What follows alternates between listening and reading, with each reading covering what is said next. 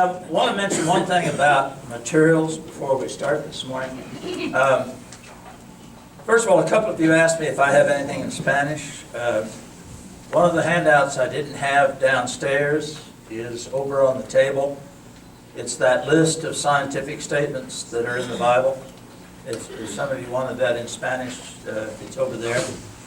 I also want to mention something to everybody here. An awful lot of you have been involved in mission work overseas. And there's a handout sheet over there about our international video series. I won't explain how that works. It's a thing we did together with Robert Oglesby at the Waterview Church in Richardson, Texas. But we have a series of 6 special lessons.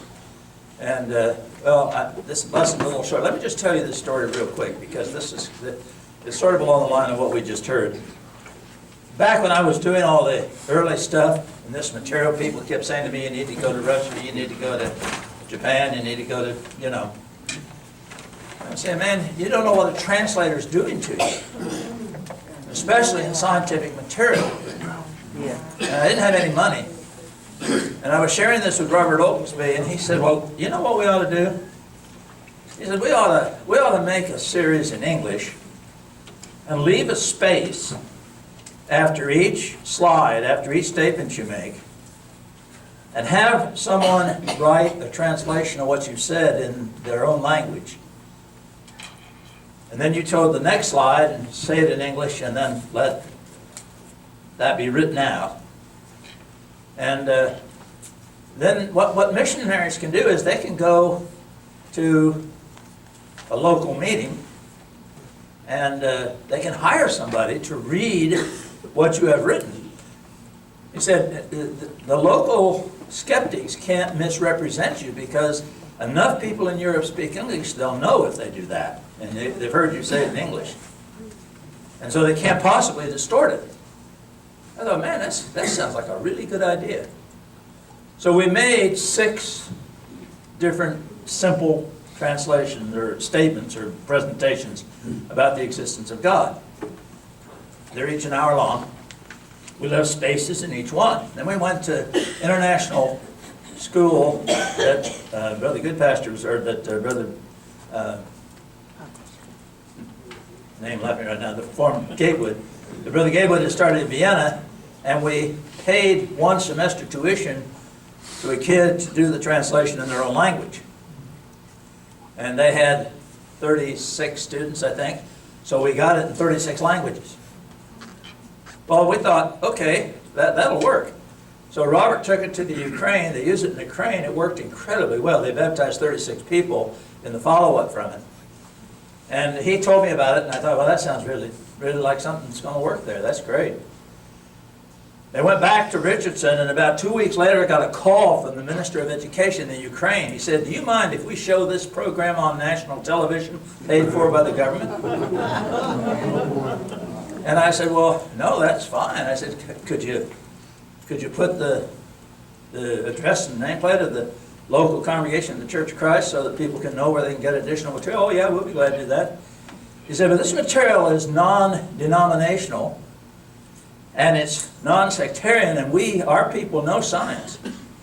He said, this is wonderful for English as a second language programs.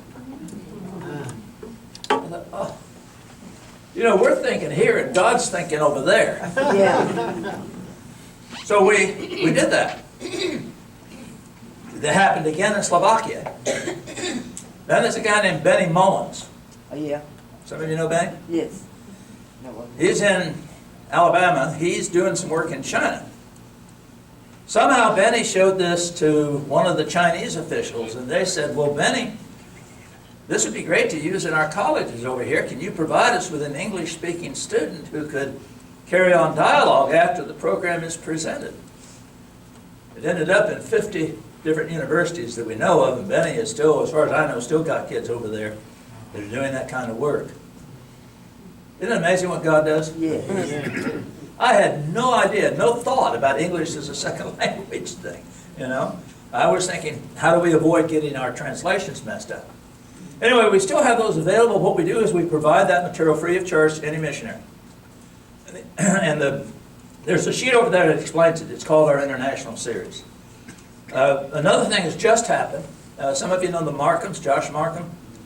His wife is a Sykes. They're in Ecuador, and they translated our material, our DVD series, into Spanish. And we paid for a guy down there to have it done as subtitles. So we now have a Spanish presentation of the entire 32 program series that's over in the other room. So again, if you have someone that's in a Spanish-speaking country and need that material, one thing we thought is instead of going these places, we will provide the materials free of charge to the missionaries, because that will be a much more effective use of the money. So if you're interested, that's over there. Please feel free to pick up the sheet. It says International Video Series, and it explains a little bit more about what that is about. The other thing I wanted to mention was that we have teacher's guides for the DVD series, the Harvey Porter Archaeology series, and the children's series. I think there are still DVD teacher's guides over there, but somebody picked up all of the Harvey Porter teacher's guides done by Bill Humble to go with the archaeology series. I know he didn't know what it was, but if we don't get those back, and there's one over there I know, but if you have that, and if you have the series and you want the teacher's guide, email me or write me or call me and I will mail you one. The children's series has two programs, one by Gene Weeb and one by Pat Parker, that are teacher's guides for the children's series. And the bookstore has some of them here. But if you can't find it, let me know and I'll mail it to you. So if you've got a DVD and you don't have the teacher's guide, let me know. This morning's presentation is a little bit different. We're not going to talk about the existence of God here. We're going to talk about which God. Why Jesus Christ? You say, well, why is that relevant? Because we live in an age of pluralism. 70% of all American churchgoers believe that there are many different religions that lead to eternal life. Jesus said, I am the way, the truth, and the life. No one comes to the Father but by me. How do we know that's true? Let me ask you to think about something. If you're a Christian this morning, why? Why aren't you a Buddhist? Why aren't you a Hindu? Why aren't you a Muslim?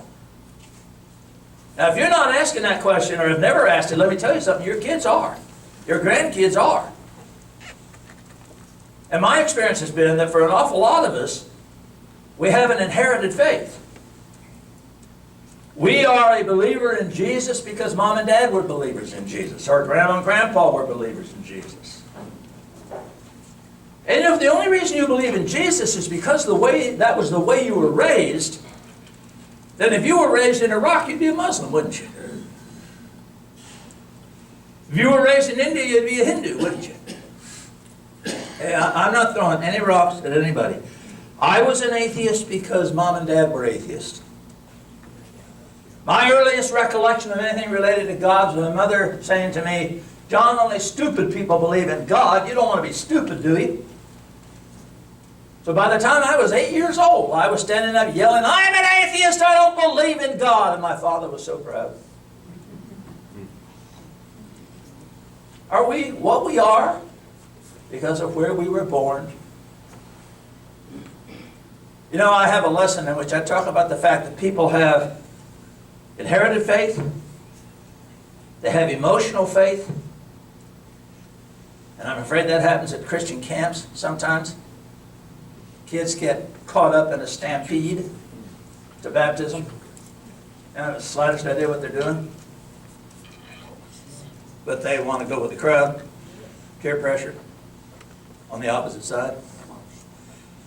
My lesson is that I believe God calls us to evidential faith. We need to know why we believe what we believe. Because kids today are not going to accept the idea that they need to be a Christian just because their family are Christian. What I want to share with you for a few minutes this morning are the things that led me to become a Christian instead of a Hindu, a Buddhist, a Muslim. And I investigated all those faiths. I think it's important to understand that today, churchgoers, into a huge percentage, do not believe that Scriptures are the Word of God. 37% of all churchgoers, according to this particular AP poll, said they didn't think the Bible was anything special. And actually, that, as you can see, was in 2008. I think that number's gone up significantly since then. Why do we believe in Jesus? Now, there's a lot of stuff I'm not going to talk about here today. Because one of the things that, and by the way, what I'm sharing with you is what I went through that led me to become a Christian. See, at the time, I had been scientifically forced to believe there's something out there. But I had no compelling reason to believe it was the God of the Bible. I can remember my father was a professor at Talladega State Teachers College. He was a philosophy professor. He had a PhD in philosophy. Expert on Dewey. And I remember one time when I was a little kid in Talladega, it was an all-black school. My father was teaching there. I remember my mother waking me up in the middle of the night and dragging me down to the living room, and I looked out the front window of the house, and there was a cross burning in our front yard. And I remember vividly my mother saying to me, "See, John, this is what people who call themselves Christians do." That was my indoctrination. So I grew up with that type of thing. And one of the things I realized was that Christianity is not unique geographically. Christianity is not unique in terms of its date. If you understand anything about the relationship of the New Testament and the Old Testament, then you surely realize that Christianity is not an old religion. And so skeptics like to say, well, Christianity was taken out of the religions of the area. So you hear that taught in state schools in religion classes. I also am not going to take time, this is so vital, but take time with the question of how do we know we have the right Bible? How do you know that the Bible is really what we ought to have? How do you know there haven't been copies and copies and copies and the whole thing's screwed up? How do you know there aren't books in the Bible that shouldn't be there? And books that should be there that aren't there? National Geographic has been a heavy promoter of that idea. And so it's on PBS. It's on all of the Discover networks. Our kids are constantly hit with this question. And if you don't know how we know we have the right Bible, you need to investigate it. We have some things that Harvey Porter has done that's in our archaeology series, and I'm not going to take time with this. I will give you a very good reference, though, and that is Neil Lightfoot, one of our brothers at ACU. He's passed on now. But Neil has his whole life was dedicated to how we got the Bible. And his book, How We Got the Bible, is a masterpiece. Very, very useful. Needs to be in your library. And I don't sell it, so I don't know whether the bookstore has it or not, but you can get a copy of that book. And we do have this series available to you. So let me share with you why I became a Christian instead of a Hindu, a Buddhist, a Muslim, or whatever. Now, I'm not an expert on world religion. These are the religions I studied. These are the ones I know something about. I think it encompasses pretty much what kids run into today. And I'll make reference to these occasionally in the next 30 minutes, but I'm not going to spend time on any one of them. What I do want to do is to share with you, how do I know the Bible is verbally inspired? Now, I want to emphasize something here. My father was an atheist, but if you asked my dad if he believed the Bible was inspired, he would have said yes. You say, what? He's an atheist and he believes the Bible is inspired? Yeah. He believes the Bible is inspired the same way that our brother here believes Shakespeare is inspired. I've enjoyed being with him so much. He has so many wonderful quotes. He knows Shakespeare. He had one yesterday I just loved. And I asked him to send that one to me. I want to use that one. But you know, my dad believed that the Bible writers had a gift. And that's the concept most Americans have about inspiration. So it's a universal inspiration. You go to your denominational friends and neighbors and you ask them whether they believe about biblical inspiration. Let me tell you what they're most likely to say. They're most likely to say, well, we believe the Bible contains the Word of God. Contains the Word of God. Now, of course, that means they believe it contains some things that are not the Word of God. And so the feminist, the gays, everybody that's got a social complaint is going to use this concept of partial inspiration. my problem, your problem, their problem, is if some of the Bible is inspired and some of it's not inspired, how do you know which is which? You see, anything I don't like, I can say, well, that was just Paul's opinion. And I've had feminists, and Paul was a male chauvinist pig, you know. Anything you don't like, you can just blow off. And I think that's one of the reasons that most denominations today have a difficult time with moral issues. And we're seeing that in spades in the gay marriage thing, are we not? What I'm saying to you is that whether you're a Muslim or a Hindu or a Buddhist or a Christian, the only thing that makes sense is to believe that it is plenarily inspired, meaning God breathed. How do I know that's true of the Bible? Any more than anything else. Any other great work. Now folks, let me tell you something. This is a battle your kids are facing, your grandkids are facing on a regular basis. They hit it in literature classes, they hit it in world history classes, and of course in the state religion classes. One of the things I love about a Christian college is that it gives the capacity for people to be able to express it in consistency with God's Word. So I want to share a couple of different areas. The first one I want to share with you is internal evidence of inspiration. Now what I mean by internal evidence is compare it. Compare it and think. Do you remember reading the Iliad by Homer? You know what I remember about the Iliad? What I remember about Homer? I hated it. I hated it. And my English teacher was a very good teacher, and I liked her, and we had a good relationship. I remember going to her and saying to her, Miss Spear, I don't like this crummy book. Give me another book. And she said, what's the matter, Clayton? Don't you understand it? And I said, yeah, I don't understand it. I don't like to read stuff. I don't understand. She said, listen, Clayton, that thing was written in 800 BC.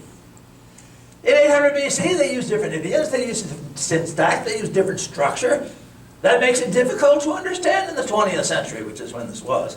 But it's a classic, Clayton, so read it and shut up! Teachers could say stuff like that. So I read it. Never did like it very much. Let me ask you something. How much trouble do you have with in the beginning God created the heaven and the earth? My mentally retarded son with an IQ of 40 can read that passage and explain it to you. Now I met some PhDs can't do that, but they aren't listening. The fact of the matter is the Bible has clarity. Now, let me tell you what an atheist is going to say to that. He's going to say, oh, come on. That's just your bigoted Christian opinion. You don't have any basis of making a statement like that. You're just coming off the wall. Oh, yeah, I understand that. But I do have a basis for it. I've been in public education for a long time, most of my life. And in that period of time, I've seen a lot of changes. In my 41 years of high school teaching, I saw some incredible changes, for example, in technology. Oh, love technology, used properly. As a matter of fact, one of the things that happened to us was that in the 1990s, Bell Telephone came out with a program that evaluated literature, evaluated papers that the kids wrote without the teacher having to read it. Oh, yeah. See, what would happen is the kid would type the paper into the computer, or you'd scan it in the computer, and the computer would go through the paper and it would give you a printout of a whole bunch of facts about the paper. It would tell you, for example, how many words the kid used. If you said to use 500 words and the kid used 750, you'd know it immediately. It would give you the level at which the student wrote. Is this material written at the level of a first grader, a fifth grader, an eighth grader, a 12th grader? What level is he writing at? By the way, I run Church of Christ Bible School literature through the Fog Index, through the computer thing I'm talking about. What you guess is the reading level of high school literature printed in our brotherhood? 4th grade, 5th grade. We could talk about why I have a sermon on that, but I won't give it to you now. The other thing this thing does is it goes through and it gives you a list of spelling mistakes. I love that. I'm not a good speller. And then it has a thing called a fog index. A fog index is a numerical scale from 1 to 14 which tells you how clearly the student has expressed their ideas. 1 is completely and totally clear. 14 is absolutely and completely obscure beyond any possible human understanding. Now on that scale, Garfield in the comics is about 1.5 on the average. Well, I think Garfield's pretty easy to understand. The 1040 long form income tax instructions, 13.6. I'm serious. Does that surprise you? The average newspaper, front page, runs about 3 to 4. The sports section, 2 to 3. There might be a message there. The works of Shakespeare, 5, 6, 7. That's kind of interesting to me.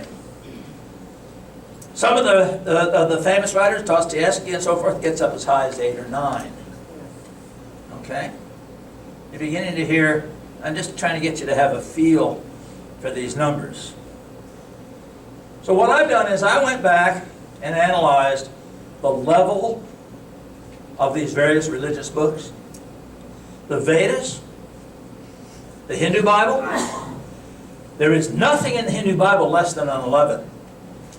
And some of it's in the high 1300s. Have you ever read the Vedas? You ought to get a copy of it and just take 5 minutes to start reading it.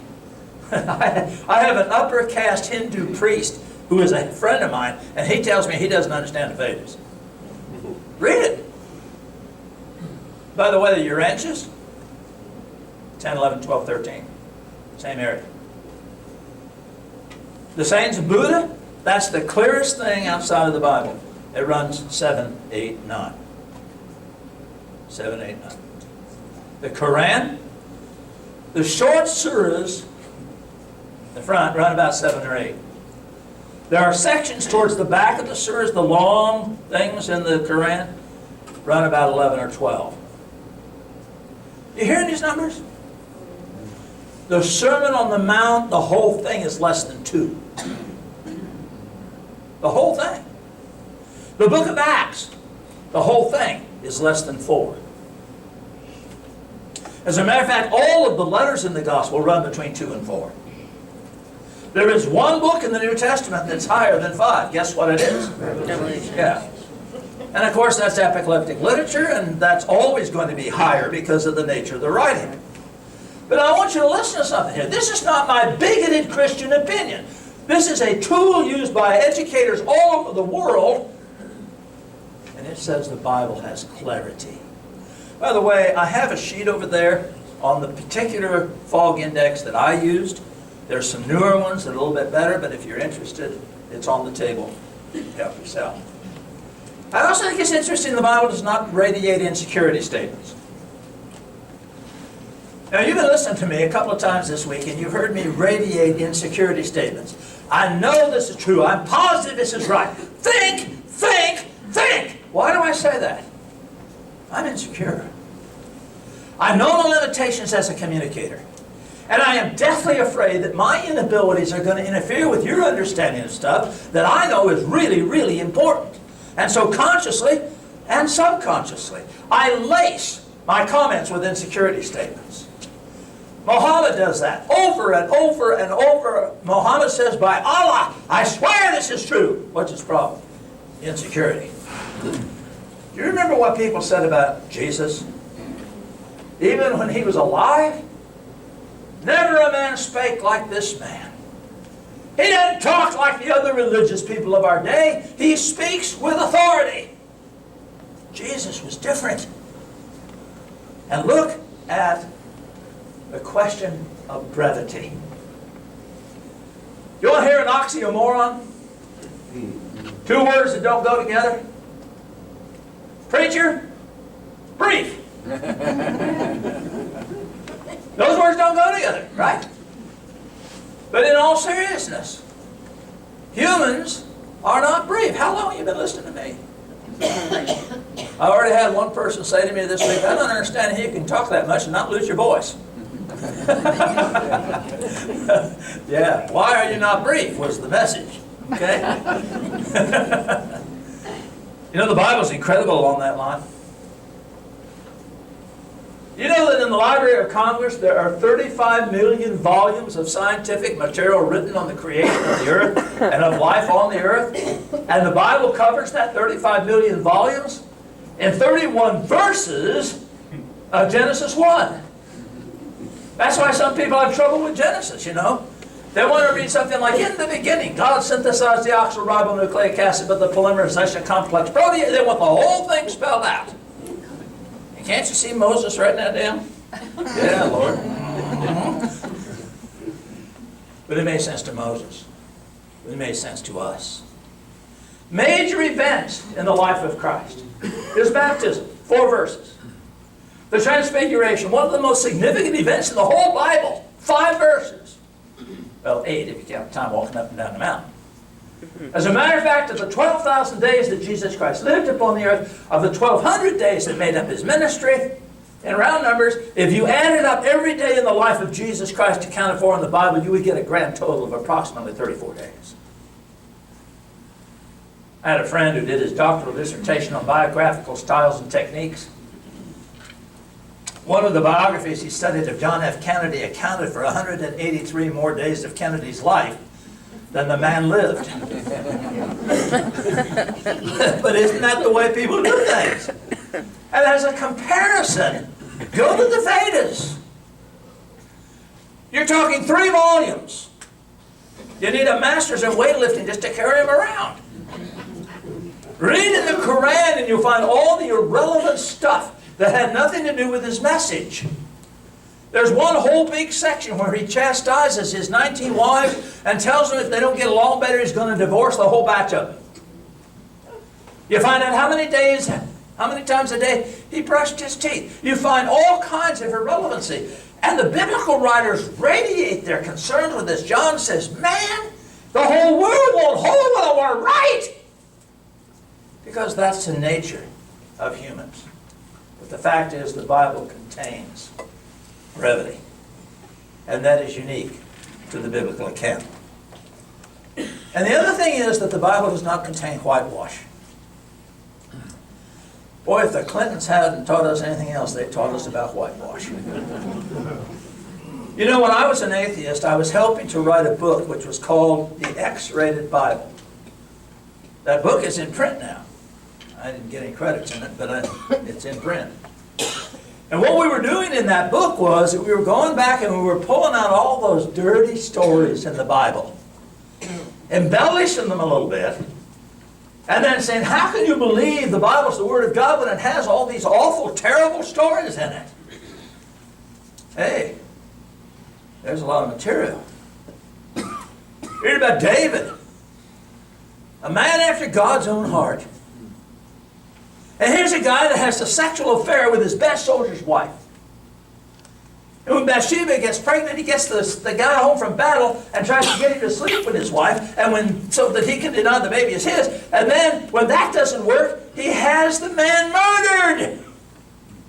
Yeah, yuck. You know, I think I'd left that one out. Read about Abraham, God's friend.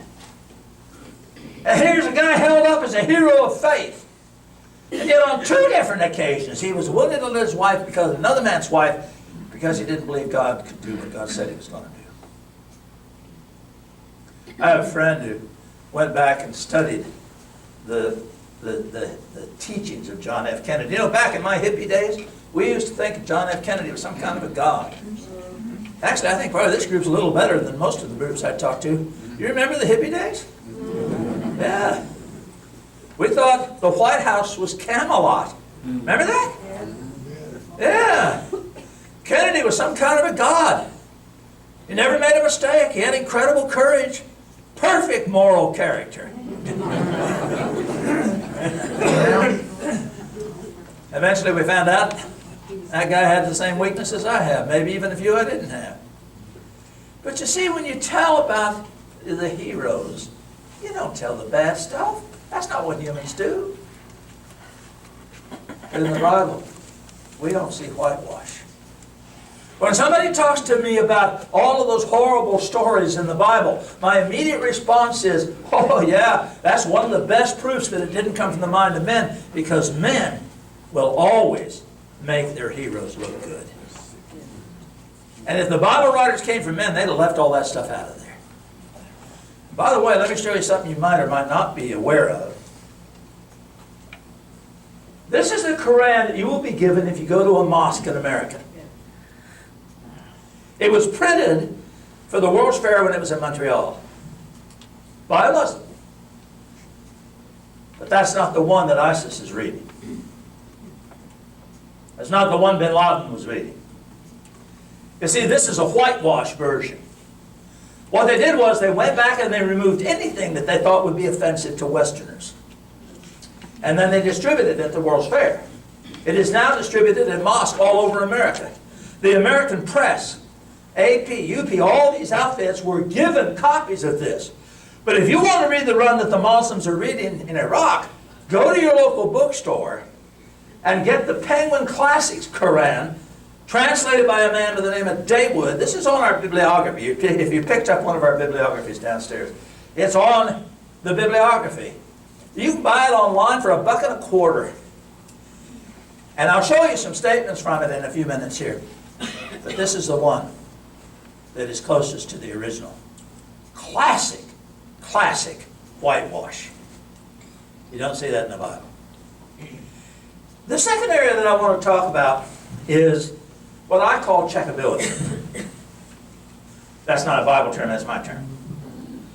By checkability, I mean that there are things you can check in the Quran, in the Vedas, in the sayings of Buddha, in the Bible, to see whether they're true or not. Now, my background's in science, so naturally this is the one I first came at. And it's kind of interesting the way God works. One of the first things I ran into came out back in the 70s, when National History magazine had an article called Punching Through the Heaven, written by Franklin Branley at Princeton University. What he did was he went back and studied what ancient people believed about how the earth was held up in space. Now, let me remind you, this is not a Christian publication, this is not a religious publication. This is an academic presentation. It was illustrated by a guy by the name of Wimmer, who was an outstanding artist. And planetariums all over the country have his artwork. Adler, Hayden, they all have these things hanging up as murals because they're so beautifully done. Remarkable. I won't go through all of them. Let me show you a couple of my favorite ones, though. One of my favorite ones is the Babylonian concept. And I like this one because in state universities, they will tell you the Bible is an extrapolation of Babylonian tradition. Okay, what did the Babylonians believe? Well, they believed the earth was in a sort of a plexiglass hemisphere type of thing. The stars and planets were hanging from threads fastened to the top. And the sun was a ball of fire pushed across a road to a house every day by a giant beetle. Now, if that's the Babylonian concept, and if the Bible is an extrapolation of Babylonian tradition, why is this not in the Bible? Because we do see it other places. We do see it in Egyptian writings. Except instead of the giant beetle, we have the sun god Ra driving a chariot of fire across the sky. Remember the Pharaoh's name? Ra-Meses? Yeah. So it does show up in other areas. The Hindu concept. And I want to make sure you understand here, I'm not ridiculing here. This makes perfect sense. The earth is sitting in the back of 4 elephants. You're going to hold the earth up, you better have something strong. The strongest thing they knew in their culture was an elephant. That makes perfect sense. The 4 elephants are standing on a turtle, swimming in a sea of milk. Why the turtle? Everything moves across the sky very, very slowly, and turtles are slow. And the milk is significant. Why do we have earthquakes? The elephants crashed. Makes perfect sense. Every culture out there has a logical, consistent view of the suspension of the earth. The Japanese had the earth on the back of a giant catfish. What are they trying to explain? And let's see here if this thing will catch up with me. I've got a picture of a catfish here in a minute. Yeah, see, can you punch that thing so you can wake it up? There we go. Now we got to back up one. We'll get there in a minute. There we go. There's our catfish. What are they trying to explain? Tsunamis. It's perfectly reasonable. What's interesting about this is every culture in the world had this. The Greeks, they had the earth on the back of a guy who's now selling tires for a living. Remember Atlas? Nowhere in the Bible is there an indication the earth is suspended on anything physical. As a matter of fact, the only thing you do see are statements like Job 26:7, He hangeth the earth upon nothing. Now I understand it's poetic, but that doesn't mean it isn't accurate. There is no place in the Bible where there's an indication of physical support. And what's interesting about this is that as you make these comparisons, what you find is there is a uniqueness to the Bible. Now, let me emphasize something here. Are you doing this or am I doing this? I'm watching. You're going to do it? Okay. Okay, because something's connected to it. Let me emphasize something here. I am not saying the Bible writers sat down and revealed science. That's not the point. The point is that when something is said which can be checked scientifically, it always turns out to be true. Let me give you an example. One of my favorite examples of this. Let's take a look at Luke 17. The event, we won't worry about right now. But it is indicated as a daytime event. In that day, and then it defines daytime activities. People are in the field. They don't have John Deere tractors here. Okay? Daytime event. But then you keep reading, and 3 verses later, we're told it's at night. So whatever the event is, it's occurring at both daytime and nighttime, because the very next verse here flips back to a daytime event, verse 35.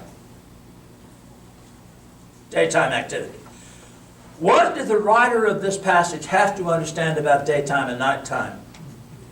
For the statements to be anything other than self-contradictory, yet you see, he had to understand they occur at the daytime, at the same time, at the nighttime, at the same time. And you say, well, Eratosthenes did that in 900 BC. That's right, and they kicked him out of Athens when he said it. It was not common knowledge. Now, it's not the purpose of the passage, obviously. But every time there is a statement which can be checked, it turns out to be factual. And I'm sure many of you know all of the medical examples that can be given. You know, S.I. McMillan, none of these diseases, that was probably the original work. Now there's probably 50 different studies that have been done along these lines. The physical science areas. Now, let me mention something. I had something called Appendix A and Appendix B out on the tables downstairs. They're all gone, so I assume everybody got a copy or 2 of them. Those transparencies I've just been showing you are on those sheets. But also on those sheets are statements from the Quran.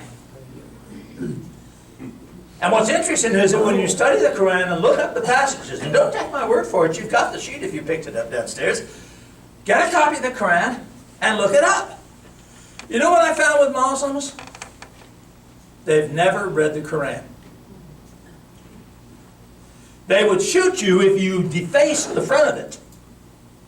But they've never read it. And when I quote from this, I find them saying, I didn't know that was in there. And you say, well, that's weird. Oh, yeah? How many people in America who claim to be Christians have ever read the Bible? How many people in the church know the Bible? What's interesting is that this is indigenous to all of these writings, including the Mormons. Of course, a lot of us in this room will have trouble with 2 Nephi 13:34, which says baldness is caused by sin. Boy, what a bunch of sinners we got in here. But the important thing to understand here is the Bible is unique in this category. I was writing a book called All the Stupidity of the Bible as an atheist. I had a publisher. Madeline was going to publish it. I was going to go through the Bible and show all the stupid, dumb, idiotic mistakes that were in the Bible. I spent 7 years writing that book and gave up and became a Christian.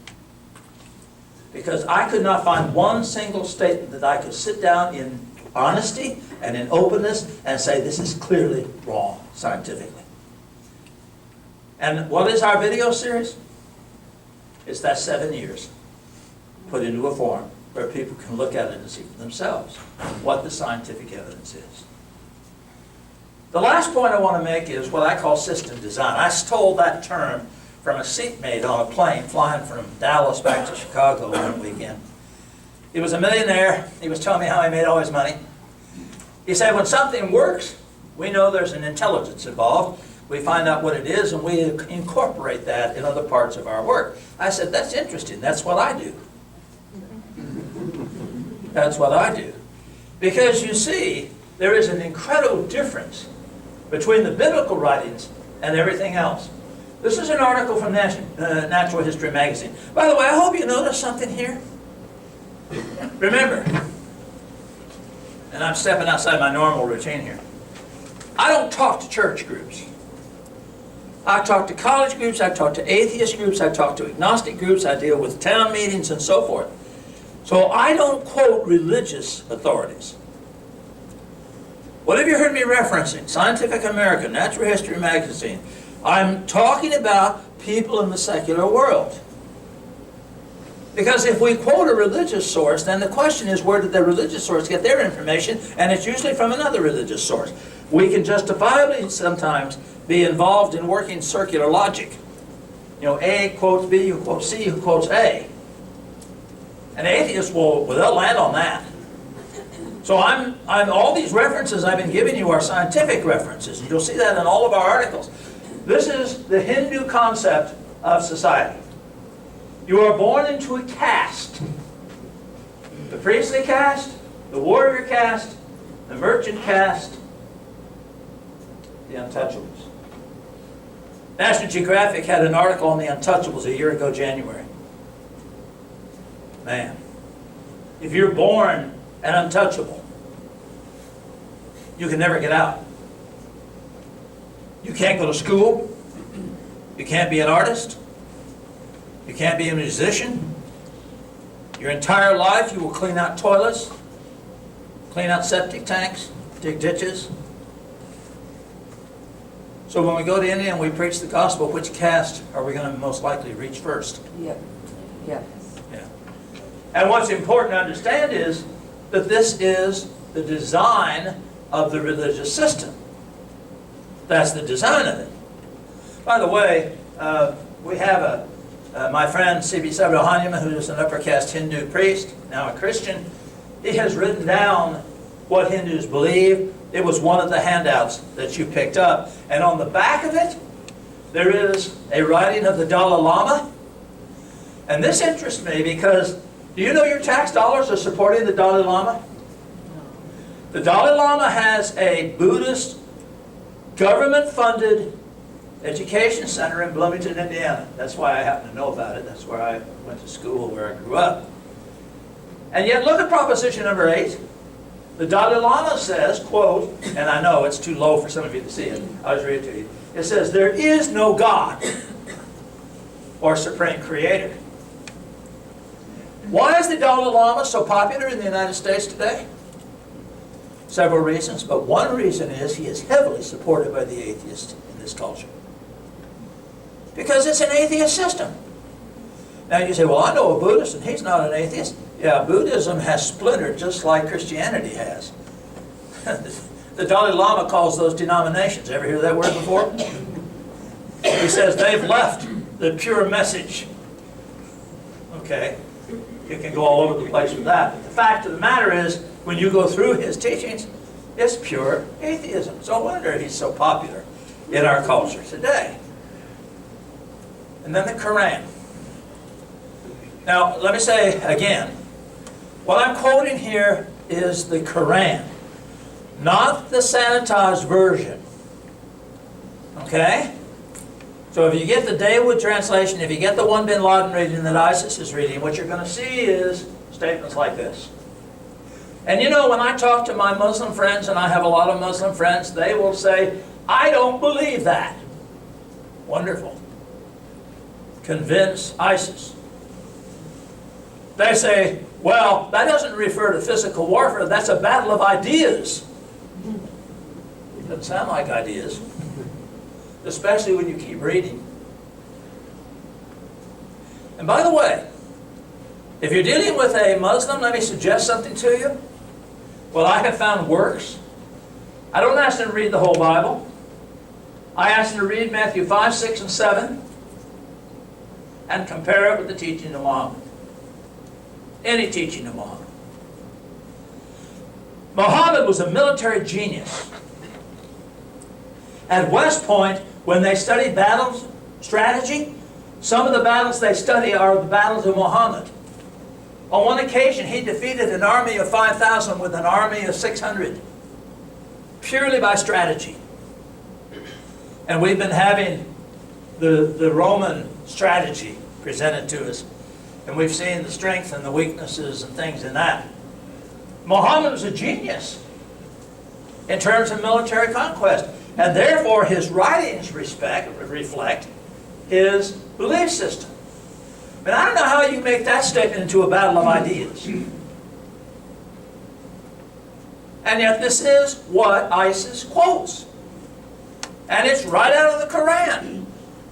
But it's not in the one you'll get from the mosque. It's not in the sanitized version. It's in the original version. And it's not just that. How about this one? I had a friend who was shopping in Turkey. He was in a Turkish bazaar. He was getting a gift for his wife. And he saw a 12-year-old boy shoplifting. You know, they have the robe type of things, and the kid had stuck some stuff in his robe, and my friend saw it. He's an American. He doesn't want to get involved. He's trying to decide what to do. Well, as it turned out, he didn't have to worry about that. The owner of the store saw the kid stealing stuff. Went over, tackled the 12-year-old child, put him to the floor, and is hollering stuff in Arabic. The kid is screaming violently. Men are coming from everywhere. They took this 12-year-old boy out in front of the store, they put his arms across the log, and they cut off his arms. He said, that's barbaric. It's right out of the Quran. The Taliban, when they were in control of Kabul, on Fridays, they would bring anybody that was caught stealing into the arena, and their hands would be amputated, unless they were a woman. And if the woman had committed adultery, then she was beheaded. This was the entertainment program on Friday. Read your newspapers if you doubt my statement on that. And that's all in the Quran. And look at the position of women. I cannot understand how any woman who has lived in America, and I know we've got problems with women's rights and all that. I don't doubt that at all. I've got two girls. I've seen some of the stuff they've faced. But let me tell you something. The difference between the position of women in Muslim countries and in the United States is so radically different that I can't believe any informed American woman would ever want to embrace the system of Muhammad. But you've seen the newspapers. Women are flocking to ISIS. The motivation we could argue about. But what I'm saying here is, okay, what's the design? System design. We've talked a little bit in tense sessions about the influence on things. And Jesus said it best, by their fruits ye shall know them. And I come to kids and I say, okay, what has been the result of following the teachings of Muhammad? What have been the results of following the teachings of Jesus Christ? I already mentioned to you that there's a wonderful book that I would encourage every teenage girl to read. It's called Under the Influence. It's on our bibliography, written by a man by the name of Schmidt, in which he talks about all the things that have happened because of Jesus in a secular mindset. Nothing religious here. We're talking about what has been the effect of Christianity in the cultures in which it has been practiced, even to a small degree. But then on a more basic level, look at the system. Go to the Hindu, go to the Buddhist, and ask them, what is the relationship of man and God? What are we told? And again, this is stuff we need to say to our kids. We need to get our kids to understand it. They're told You got to seek God. It's up to man to reach God. It's up to man to achieve the goal, whether the goal is nirvana or Brahman or whatever it might be. And if man doesn't reach God based upon his own strength, then man is recycled. Reincarnation. To try it again and again and again until man reaches God on his own. What did Jesus say? Behold, I stand at the door and knock. Oh, that's so beautiful. An interested, personal God. Not willing that all or any should be lost, but that all should inherit eternal life. The shepherd and his sheep. That's beautiful. Do you realize how unique that is? Look at the relationship of man and nature. This ought to be easier for us to think about. We've been stuffing ourselves all week, or at least I have. But do you realize that every 24 hours on this planet right now, 800 people die because they don't have enough to eat? 800 people die every hour because they don't have enough to eat. What's the problem?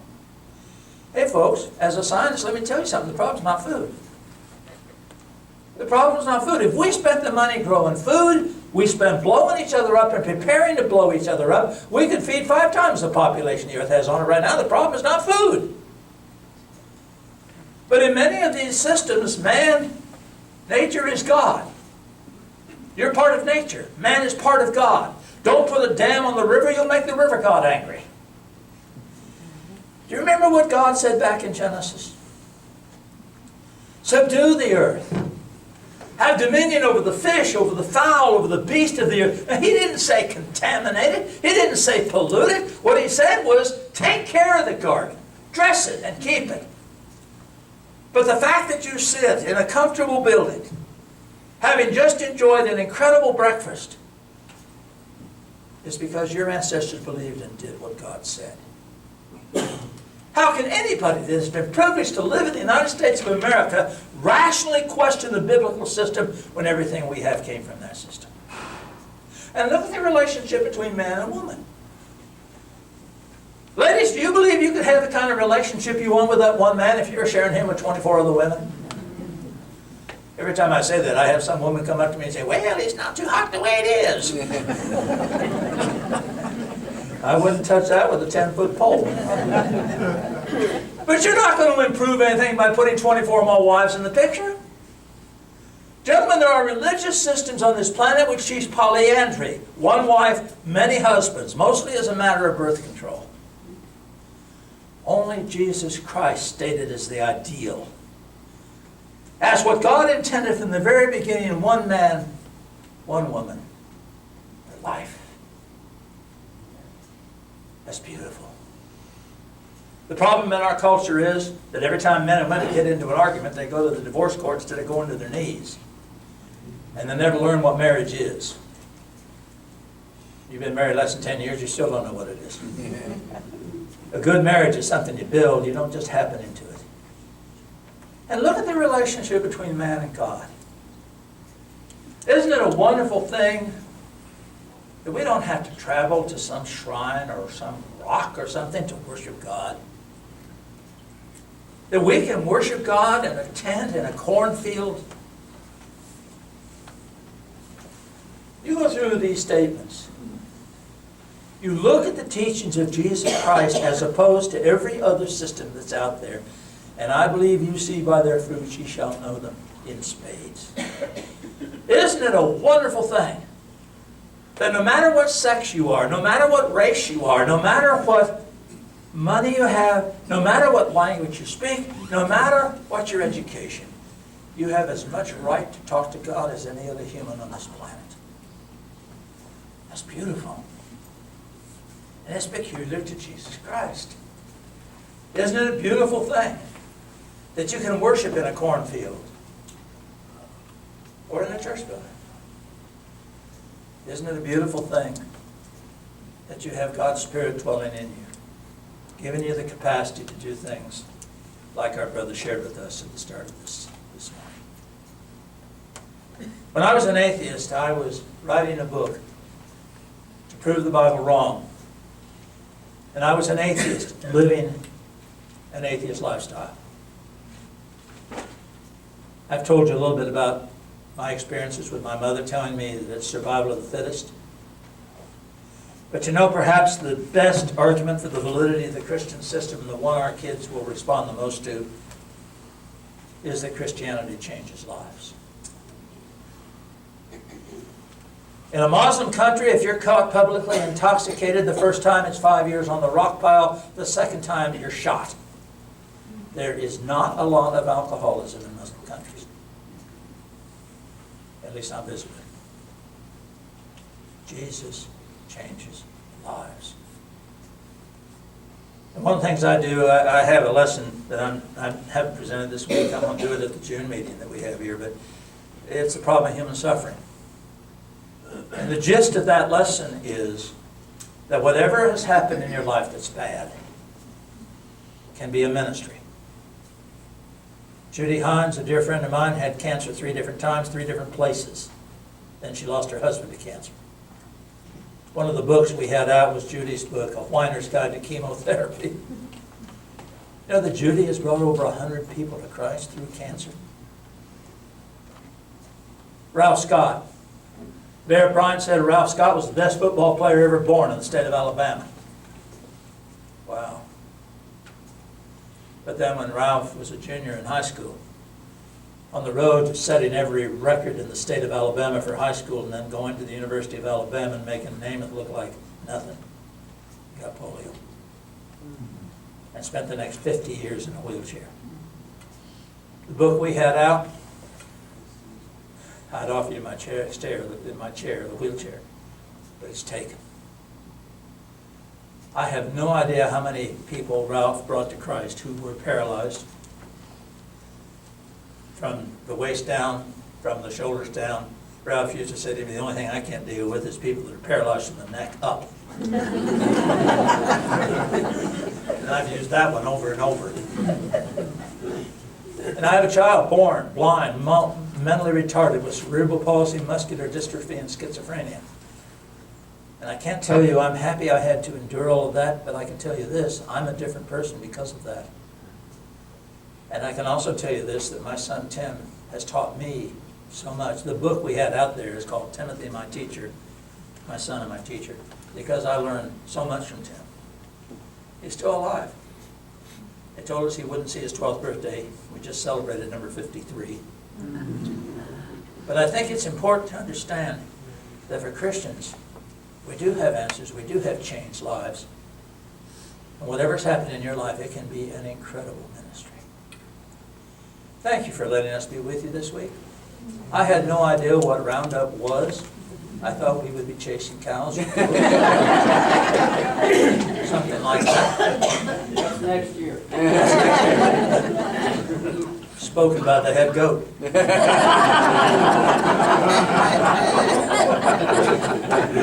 Oh, what fun. Well, thank you for letting us be here. We have totally enjoyed being here.